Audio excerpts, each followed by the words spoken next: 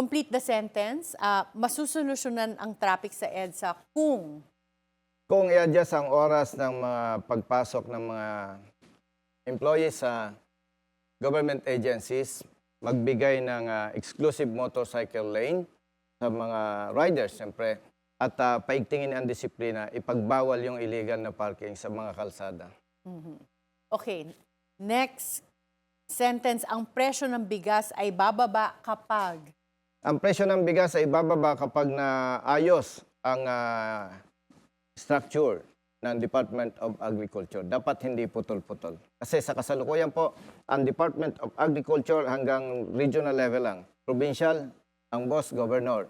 Municipal, ang boss, municipal mayor. So, hindi maiparating ng pamahalaan yung programa hanggang sa laylayan. Kaya hirap na hirap ang ating mga magsasaka. Resulta, maraming nakatiwangwang na lupa. Hindi matas ang production sa agrikultura. So ito po ba yung isa sa mga nakikita nyo, pwede nyo ayusin sa Senate Yes po. pagka nakaupo kayo doon na ayusin nyo yung legislation ng structure Yes, ma'am. of the agriculture Yes, ma'am. industry?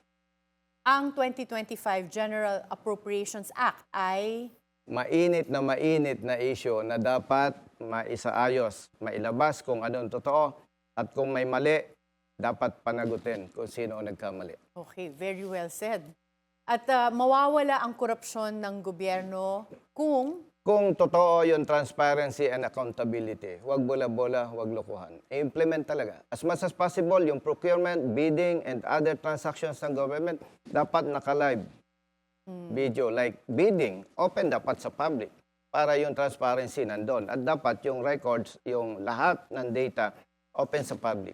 Hindi nakatago. Totoong transparency. At totoong accountability. Yung nagkasala, totoong parusahan. okay.